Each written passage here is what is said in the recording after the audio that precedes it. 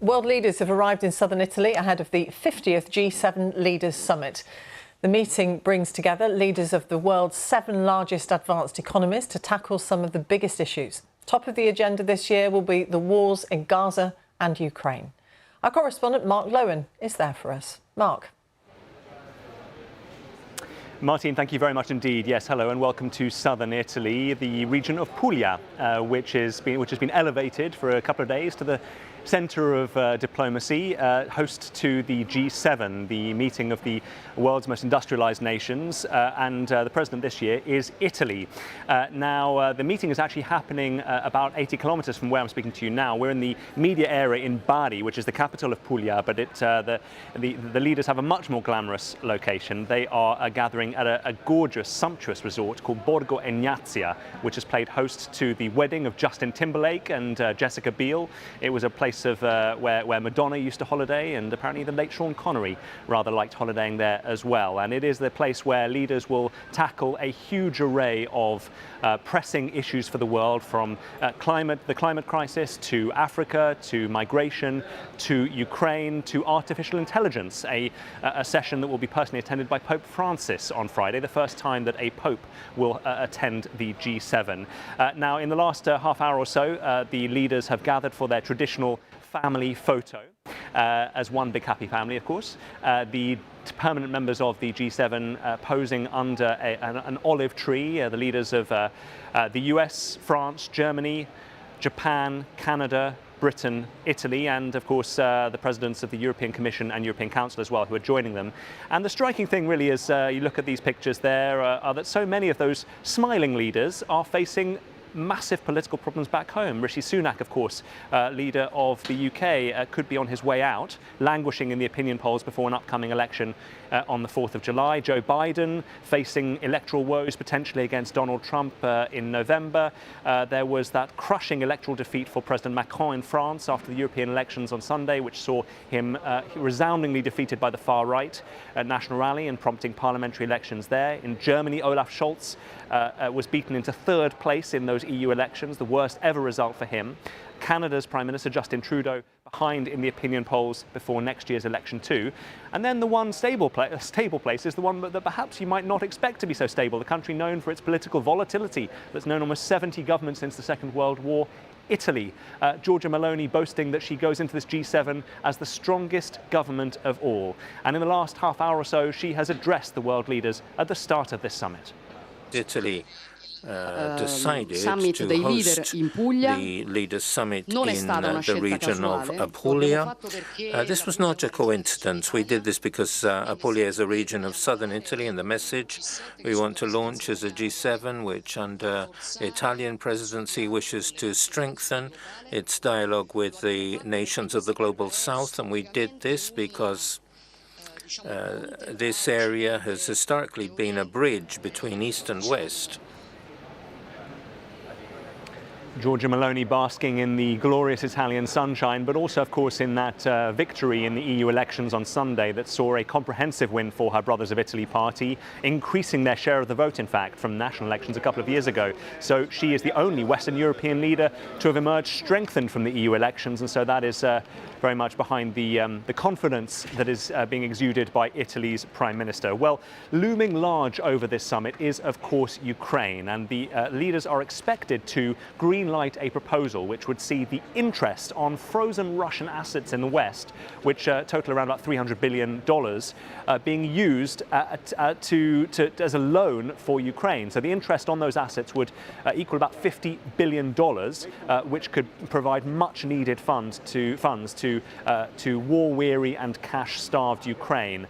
The loan coming against the frozen Russian assets, which would be used as collateral. So we're expecting that will be approved at a G7 level, and that will be a hugely important deliverable, perhaps one of the few actual concrete deliverables we will expect from this G7. This will all be, of course, very closely watched in Kiev and Moscow for the reaction. A little earlier, I spoke to our Russia editor Steve Rosenberg in Russia and Jean McKenzie in Kiev. Well, President Zelensky is not treating this as a done deal just yet. Just in the last few minutes, he posted on his Telegram channel that he was waiting for important decisions to take place later today. But I think there is a sense of optimism because he also said that he was forever grateful to Ukraine's partners for believing in Ukraine and believing in Ukraine's victory. And this is a substantial pot of money we're talking about, this $50 billion. If you put that into context, the most recent package, the aid package that the US Congress passed, was just over $60 billion. Now, the idea is that Ukraine would be able to spend this money to relieve some of the financial pressures that it has been under. What could it spend this money on? Well, one expert I was speaking to was saying that the best thing that Ukraine could spend this money on would be defence. Might sound obvious, but its own defence industry. So particularly sort of joint defence production capabilities with other countries. This idea being that Ukraine over time really wants to reduce its dependence on its Western allies for defence. I was speaking to somebody just a little earlier who was campaigning for this to happen, and they were saying, look, what they were actually hoping for was that Ukraine was going to get access to possibly this whole pot of money, not just the interest payments or even a slightly bigger chunk of it, but they were accepting that, look, this is a really good first step. Even though they did make this point that when it comes to Western support for Ukraine, it has always come in these rather incremental steps. Yeah. I mean, this plan has come in different iterations, actually. There was an original plan to actually seize and liquidate those frozen Russian assets, which was fiercely opposed by some quarters like Christine Lagarde, President of the European Central Bank, that had said that could set a dangerous precedent in international financial law. And so now the idea is that the interest could be used for the loan instead. Steve, what's the reaction, if any, likely to be in Russia? I mean, I was reading that there was a warning from some Kremlin officials that Russia also could seize Western assets, the remaining Western assets in Russia. Well, in fact, not so long ago, President Putin signed a decree that would make it possible for Russia to seize the assets of American individuals and companies in Russia. Not clear how that's going to work. But certainly the expected green light that you talk about, Mark, has Russia seeing red. In recent weeks, Russian officials have spoken about this idea of taking the interest from its frozen assets as theft.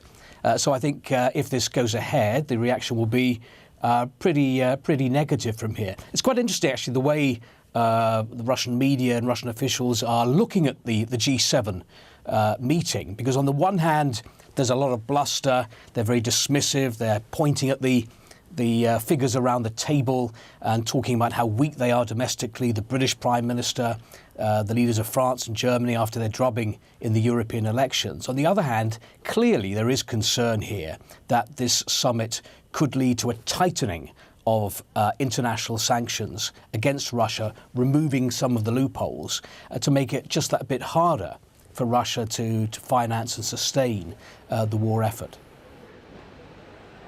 Steve Rosenberg, our Russia editor in Moscow, and Jean McKenzie in Kiev. And actually, Volodymyr Zelensky, the president of Ukraine, is one of the invited leaders to this summit, because the G7 is often accused of being an exclusive club. And, there are external invitees every year to try to reach a broader international consensus. This year, leaders from North Africa, from the Middle East, from South America coming here.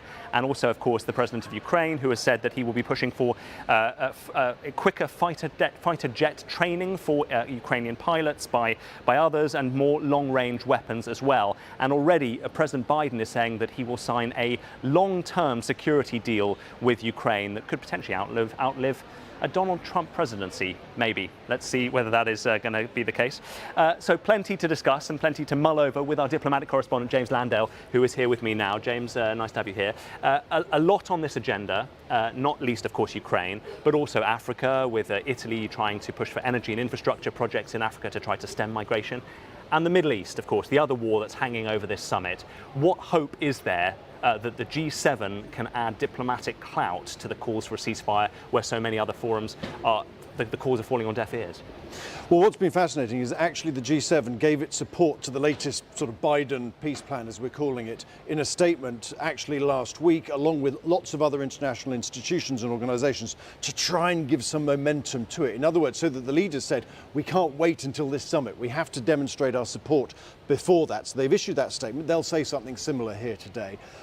The problem is they're not going to solve this problem right now. But what I think they will try to do is once again just put as much pressure as they possibly can on the Israeli government and Hamas to shift their position so that they can reach some kind of agreement. This will just be another ratchet up of the international pressure. Thus far, that international pressure has largely fallen on deaf ears. But I think what the Americans want to do is to sort of show the rest of the world that it's not just them that's trying to put pressure on the Israelis, others will too. I mean, if you are Benjamin Netanyahu, you're looking at this club of leaders who are facing a myriad of political woes back home, and you might be thinking, well, we might have a Donald Trump White House in November, which will be much more amenable to us. We might have Emmanuel Macron fatally weakened by these parliamentary elections, so that might actually, embolden Israel politically at the moment. Yeah, I mean, that is the fundamental problem and question mark that's hanging over the whole of this summit at the moment is, as you say, the electoral fragility of quite a few of the leaders who are here. But that said, as you said earlier, the G7 isn't completely, futile. A lot of other world leaders are here too. You've got leaders from India, you've got leaders from the Gulf, you've got leaders from South America, who all come here because they know that these 7 countries plus the EU have a combined economic weight and clout that can make differences. So, for example, on Ukraine, this idea of using Russian assets, this idea of expanding existing sanctions, ultimately, that is a great test of the combined economic weight of the G7 and the EU together. And it's going to be fascinating to see how far they go down that route, to see what impact they can have. Because we're at that stage now where we're beginning to see the limits of the G7's physical power. I don't think we're quite there yet, but we will see a bit of it in the next couple of days. I know you'll be watching the mood music as well for the last international hurrah of Rishi Sunak, the British leader, before the 4th of July. I think we could say with confidence it's probably the last time he'll be on the world stage during the campaign. It was very noticeable, actually, when we were all watching the leaders come in and be welcomed by Giorgia Meloni, the Italian Prime Minister. They get on really well, Mr. Sunak, and there was a lot of physical chemistry going on there. If you look at the body language, was slightly more stiff with the other leaders. So look, he has an ally here, and they share similar instincts on a lot of the issues about migration and things like that. But as you say, certainly the last time we'll see him out on the world stage during the campaign. James Landell, our diplomatic correspondent, thanks very much indeed. Yeah, so possibly the last international summit for Rishi Sunak. Let's see whether that happens on the 4th of July, but also the domestic political situation. So many of these G7 countries that I think will be front and centre of this summit here in Puglia. We'll continue to watch all the twists and turns, but for now I'll hand you back to Martine in London. Mark, thank you very much. Mark Lowen.